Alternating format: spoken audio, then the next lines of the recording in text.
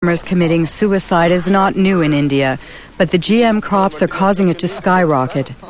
However, in this battle that pits David against Goliath, few dare to publicly denounce this international scandal.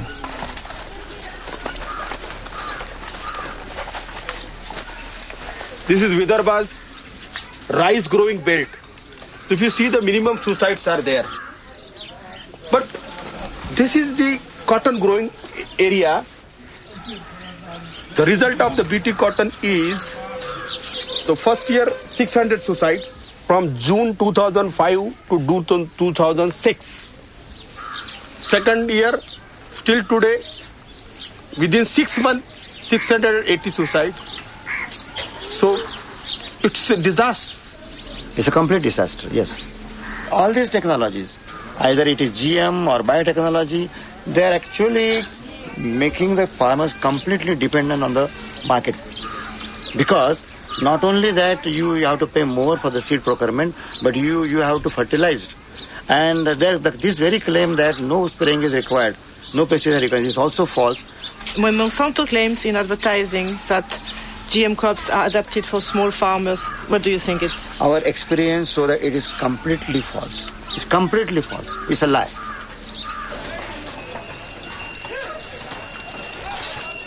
On this day in December of 2006, a revolt was brewing in the largest cotton market in the state of Maharashtra. 3 days later, riots broke out and dozens of small farmers, including Kishore Tiwari, were arrested. बहुत कम भाव में ले रहे माल और काश्तकार करके परेशान हो रहे. तुमचं किती आहे कर्ज? 32,000 rupees a day. तुमचं 60,000 rupees a day. तुमचं 50,000 rupees a day. 20,000 rupees a day. 50,000 rupees a day. 15,000 rupees a day. लोकांना बीटी लावायचं नाही पुढच्या हातवर. They don't want to go for the BT.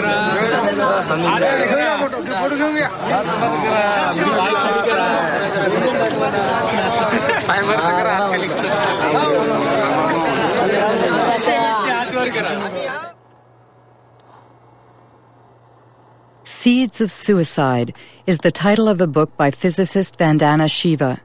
She won the Alternative Nobel Prize and heads the Navdana organization, which aims to conserve traditional seeds.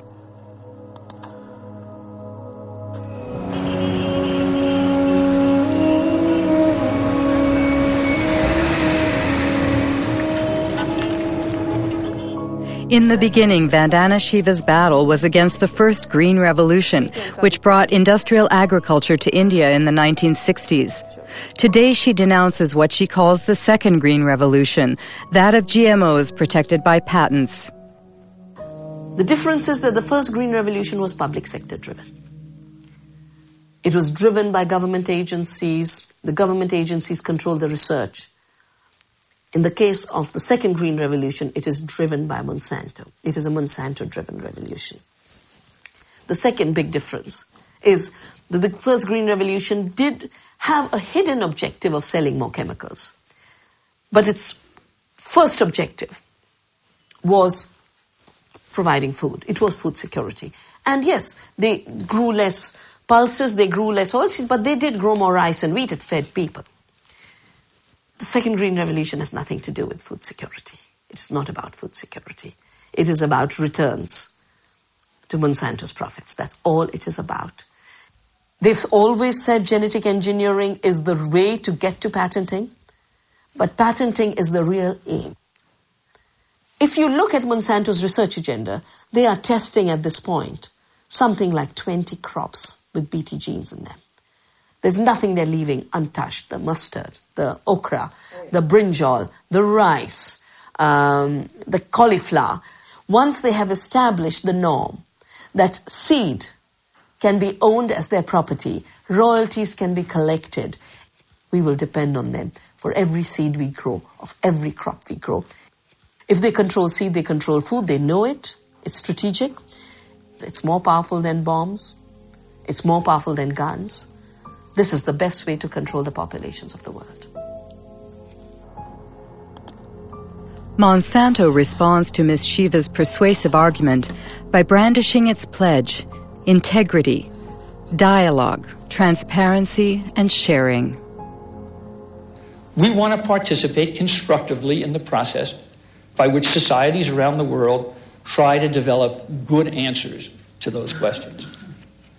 Are the products going to be safe for the environment? How are they going to affect biodiversity? How are they going to affect other plants and insects and birds? What about outcrossing of genes? What happens if genes do outcross into wild species? To me, that means, among other things, listening carefully and respectfully to all points of view. Despite Robert Shapiro's placid demeanor, he has just touched on a subject that greatly troubles GMO opponents: transgenic contamination, which Monsanto prefers to call an adventitious presence that's part of the natural order.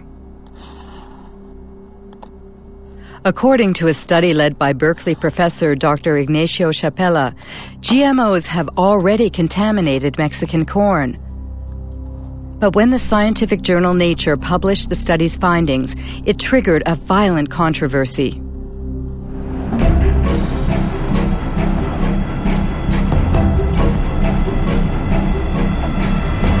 I had been working for 15 years with indigenous communities in Oaxaca, in Mexico, and they had been developing the capacity to analyze their environment themselves.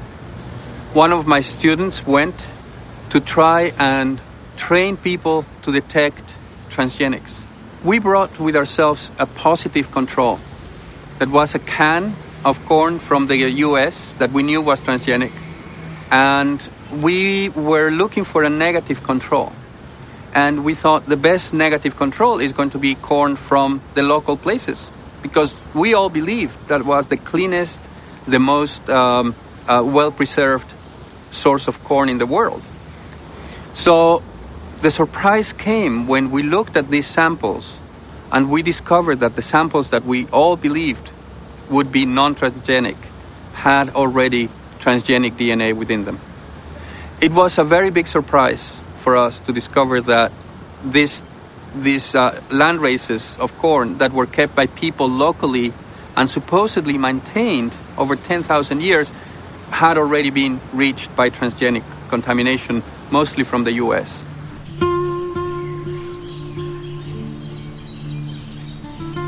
Mexico is the center of origin for corn.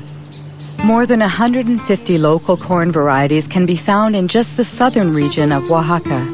This extensive biodiversity is a treasure, the world's genetic reservoir of corn. Millions of Mexican farmers have maintained it for thousands of years. This corn is for the family? Yes, only for the family. We use it to make tortillas. This year is a good size, so we'll save it as seed for next year's planting. You don't buy your seeds? No. You exchange them? Yes, it's our ancient barter system.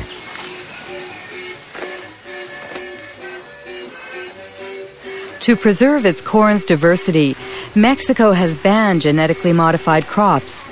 However, due to the NAFTA free trade agreement it signed with the United States and Canada, Mexico cannot stop the massive importation of American corn, 40% of which is genetically modified.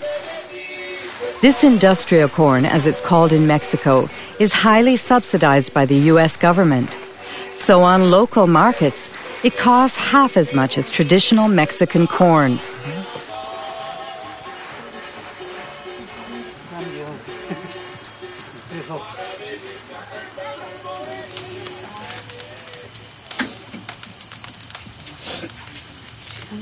Do you always make your tortillas with local corn? Yes. It's natural and has a better yield. Also, it's more nourishing because it comes from pure soil.